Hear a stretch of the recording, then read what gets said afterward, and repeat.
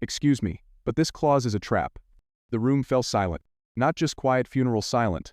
Pens froze mid-signature. Eyes locked. And at the center of the polished oak conference table, a 16-year-old girl in a janitor's badge and scuffed white sneakers pointed to a legal document worth over $500 million. No one had asked her to speak. No one had expected her to be there. But she did. And what she said shook the tallest tower in downtown Chicago. That girl's name was Alyssa Monroe.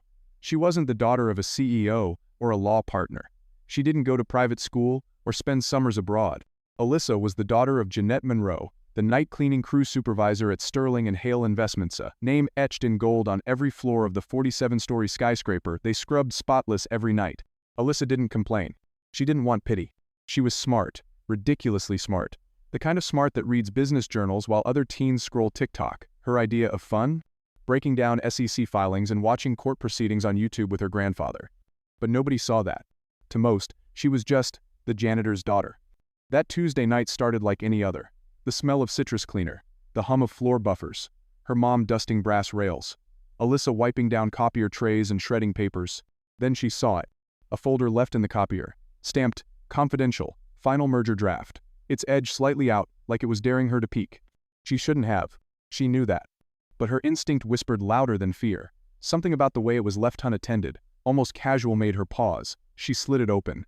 The legal language looked standard on the surface, but Alyssa had read enough to know when a sentence was trying too hard to look harmless. And there it was. Page 14. Subsection C. Line 3. In the event of post-merger liabilities, financial responsibility shall be assumed by Sterling and Hale Holdings in perpetuity. She reread it 3 times. It was like a trapdoor dressed up as a welcome mat.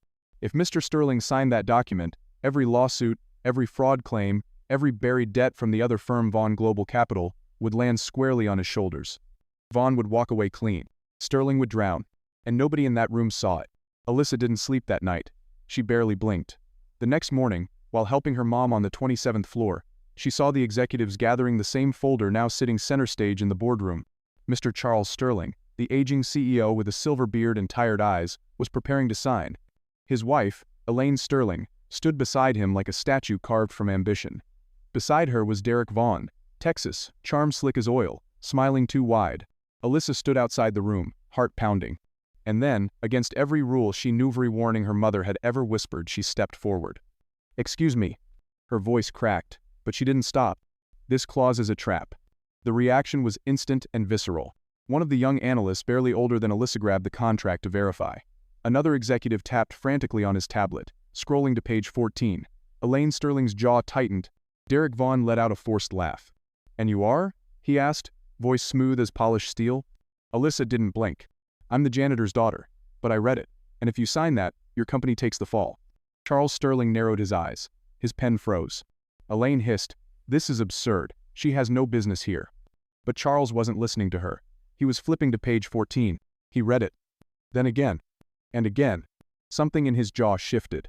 Then he put the pen down. Security was called. Alyssa was escorted out.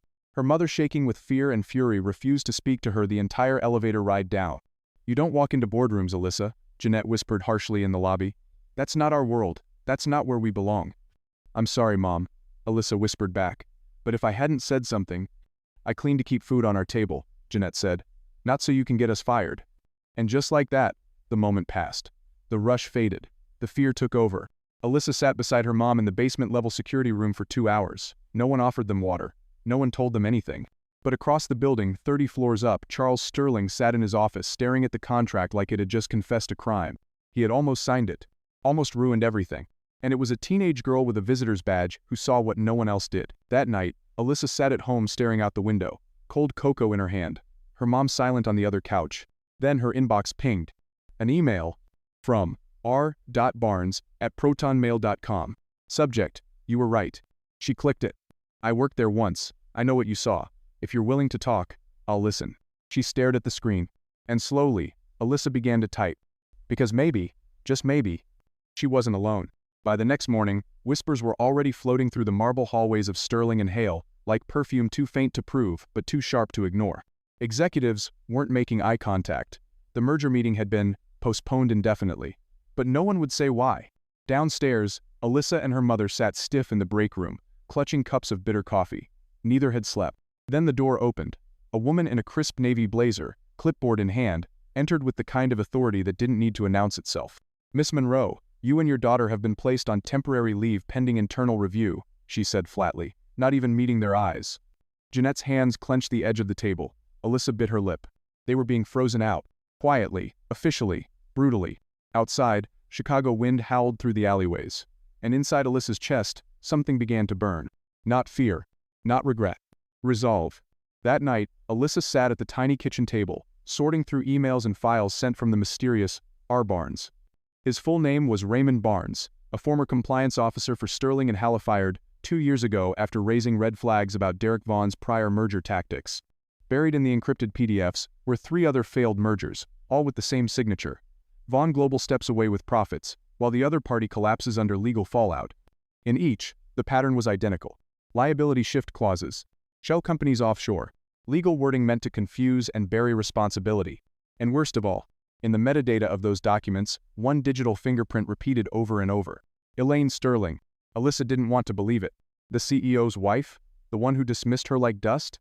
But the evidence was there, confirmed by Barnes. In Houston, San Diego, and Philadelphia, Elaine's login credentials had approved suspicious clauses hours before signing.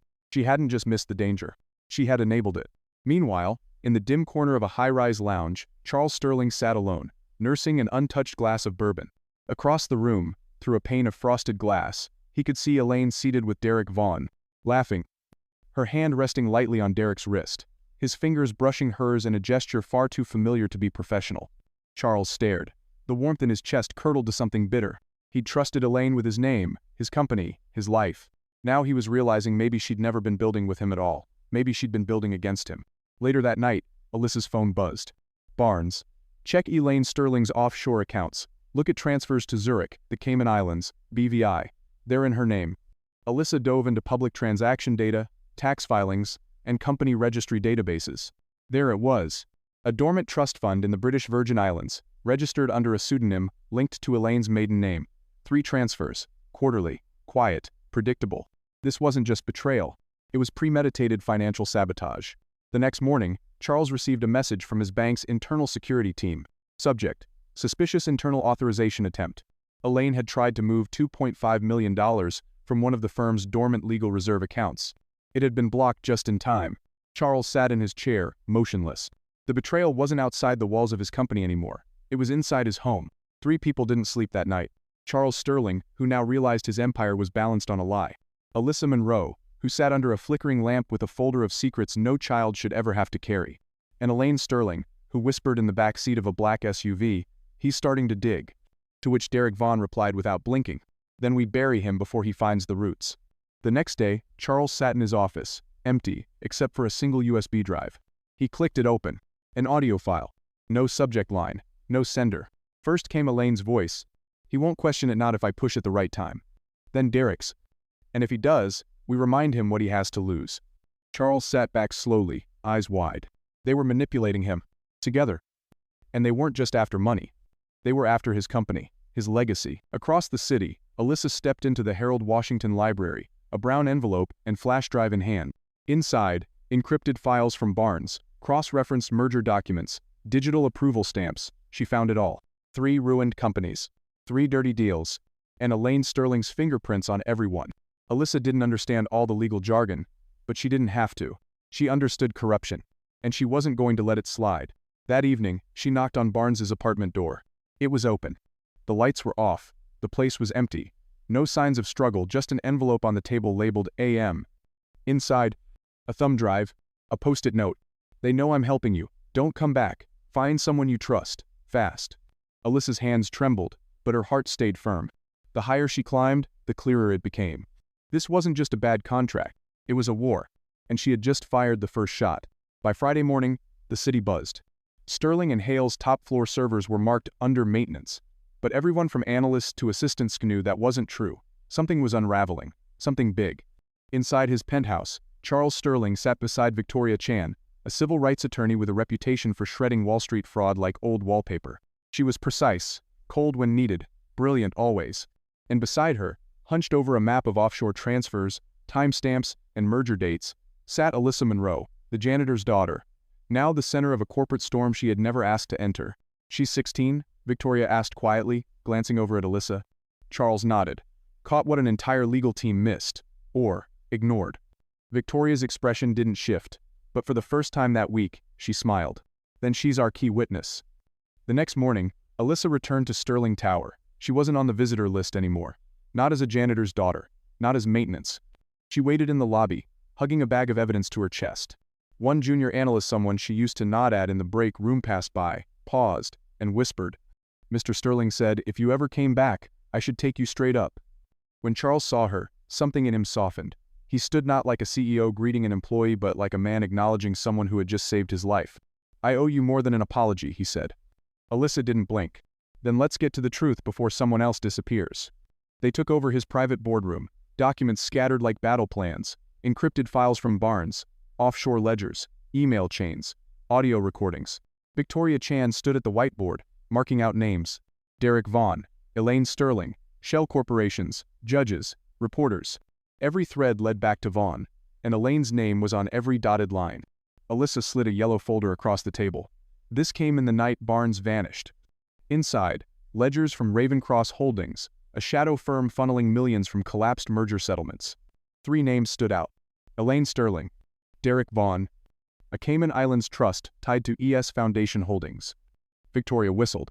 This isn't just fraud, this is racketeering. But Derek Vaughn didn't act like a man under fire. That evening, at a Four Seasons business summit, he strolled through the ballroom like nothing had changed, whiskey in hand, winking at investors.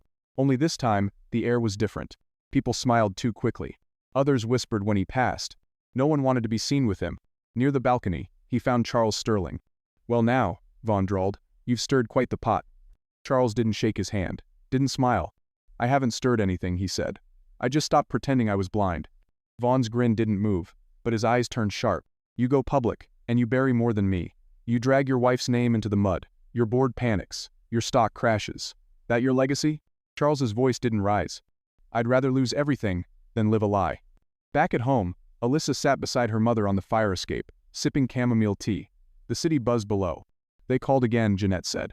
Said if I don't keep quiet, they'll review your school records. Erase your future. Alyssa's hands were still. They already tried, she whispered. You're just a child, Jeanette said. Alyssa shook her head. No, Mom, I was a child. Now I'm a problem they can't ignore. That Sunday, Charles Sterling stood on stage at the Sterling Foundation Gala, tuxedo crisp, voice tight. I want to speak to you not as a CEO, he began, but as a man who nearly handed everything he built to a ghost in a tailored suit. Elaine froze at the champagne table. Charles continued. Numbers don't betray you. People do. And the person who saved this company, who saw what we all missed, isn't wearing a tie or a title. Victoria Chan stood near the back, arms folded. Alyssa, watching from the balcony, felt her stomach tighten. This week, Charles said, I stopped looking up for answers and started listening to someone who speaks from the ground floor. He stepped down from the mic and walked out. The room buzzed behind him. That night, Alyssa sat at her bedroom window, rereading a flagged email from Elaine to Vaughn.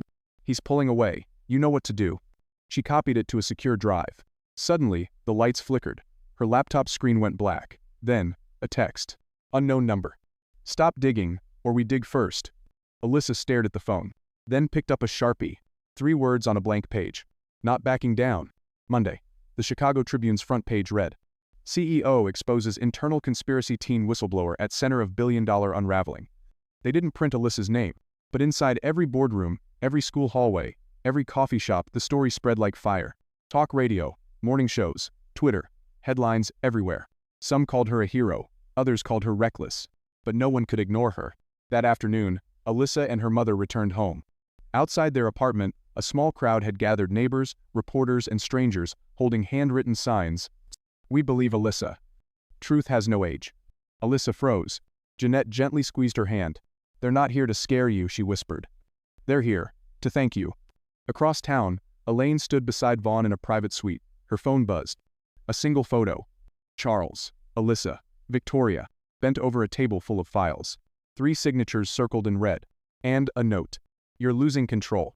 She didn't blink. Vaughn leaned back, expression dark. She's still a kid, Elaine snapped. You think they'll let her bring us down? Vaughn's eyes didn't waver. Kids don't bring down empires, he said. But symbols do. He stood, closed the folder.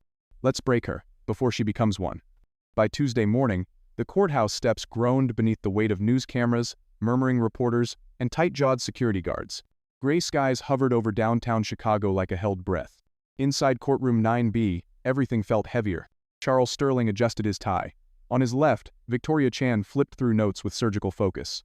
2 rows behind them sat Alyssa Monroe, hair braided neatly, blazer a size too big, hands resting on her knees. She didn't look scared. She looked ready. Across the aisle sat Elaine Sterling, slate gray suit pressed crisp, her eyes vacant. Next to her, Derek Vaughn, smiling like a man who believed the system would always bend to wealth. The judge entered. All rise. The trial began. Victoria opened without fanfare. She presented not with anger, but precision dates, forged signatures, offshore accounts, 3 previous mergers Vaughn had wrecked with surgical fraud. Screens lit up with graphs. Audio clips played. Evidence piled like bricks in a wall too high to ignore. Then the courtroom quieted. The judge cleared her throat. Miss Chan, you may call your next witness. Victoria stood. Your Honor, the prosecution calls Alyssa Monroe. A breath caught in the crowd. Reporters scratched furiously. Even Vaughn blinked. Alyssa walked to the stand slowly, not as a child, not as a victim, but as the first person in the building who had dared to tell the truth. She swore in. Victoria stepped forward gently. Alyssa, how did you come to be involved in this matter? I was helping my mom clean the 27th floor, she said. I saw a contract in the copier. The signature didn't look right, and when I read the fine print, it didn't sound right either. What stood out to you? There was a clause buried deep. It shifted all legal liability from Vaughn's firm to Mr. Sterling's company. Why speak up? You're 16. No one asked you to read it. Alyssa looked directly at Vaughn, then Elaine, then back to the jury. Just because I clean your floors doesn't mean I don't see the dirt. The courtroom froze. Even the judge's expression changed. Cross-examination came hard. Vaughn's lawyer tried to rattle her. Miss Monroe, are you trained in business law? No, sir, Alyssa replied. But I don't think you need a degree to know when someone's being set up. The jury watched her with new eyes. Not a child. A symbol. Charles took the stand next. Victoria asked just one question. What made you believe her? He paused. My gut said she was right, but more than that. He looked at Alyssa. I remembered something I'd forgotten, that integrity doesn't depend on titles. Sometimes the janitor's daughter sees the cracks before the boardroom does. Then came Elaine Sterling. She sat tall, hands folded. Victoria played the recording. He won't question it, if I push at the right time. Elaine's composure cracked. I didn't mean for it to go that far, she whispered. And when Alyssa exposed it? Victoria asked. I wanted her gone, Elaine confessed, because she saw everything I'd worked so hard to bury. Outside the courthouse, media circled like vultures. Alyssa exited quietly through a side door. Charles followed behind.